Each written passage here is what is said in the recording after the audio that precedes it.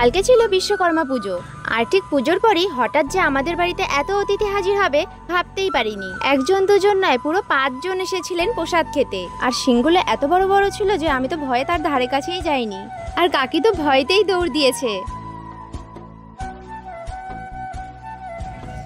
এটা স্পেশালি জেঠি পাঠিয়েছে পুজো দেওয়ার জন্য, জেঠি বাড়ি হয়েছে গাছে।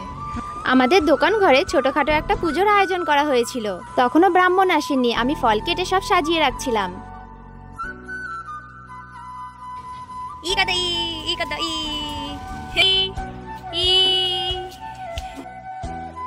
মনাও অনেক হেল্প করেছে, দেখো সাজিতে ফুলগুলো গুছিয়ে রাখছে। বিশ্বকর্মা মশাই একা থাকবেন, তাই লক্ষ্মী আর গণেশকেও সাথে রাখা হয়েছে। আমার ফল কাটতে কাটতে ঠাকুর মশাই চলে এসেছিলেন, তাই মাকেও হাত লাগাতে হয়েছিল। তারপরে আর কি, পুজো শুরু।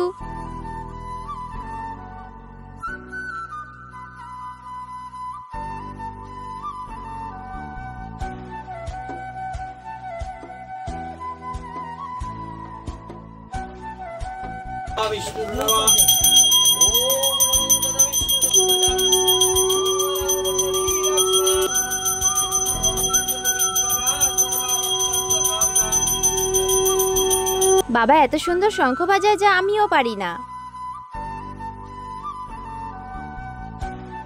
আর এই দুজনের অবস্থা দেখো, দাদুকে শঙ্খ বাজাতে দেখে নিজেরাও শঙ্খ বাজানোর চেষ্টা করছে।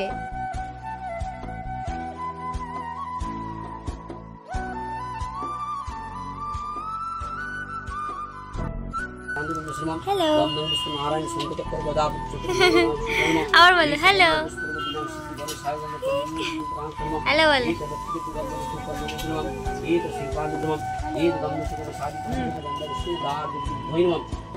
পুচু পুচু পুচু পুচু পুচু পুচু পুচু।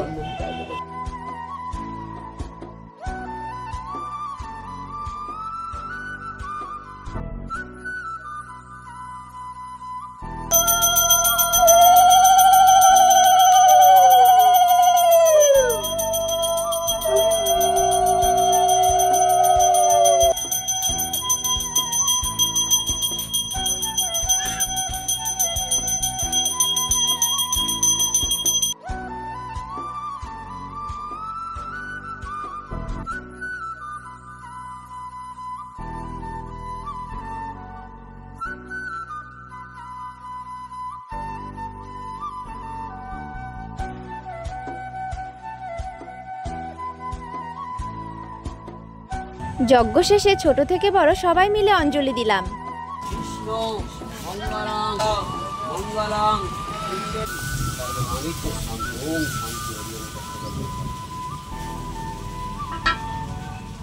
বিশ্বকর্মা পুজোতে গাড়ি পুজো হবে না, তা আবার হয় নাকি? এটা আমার হিরো হন্ডা। ছোটর হিরো হন্ডাতেও ফুল দিয়ে পুজো দেওয়া হলো।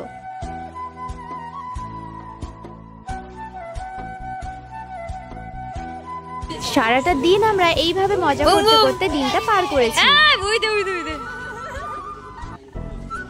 দিদি চালায়, ভাই ধরে আছে।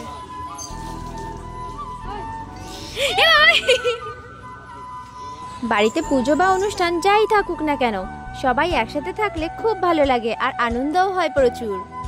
জানো তো, আমি ঘুড়ি উড়াতে পারি না, কিন্তু তোমরা কে কে ঘুড়ি উড়িয়েছো অবশ্যই জানিও কিন্তু। ফলপ্রেমী মনা। ওরে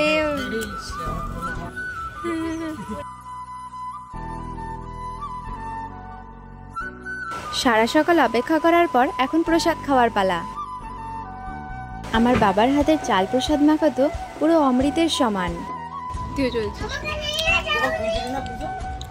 এ টাকা, এ টাকা, এ টাকা।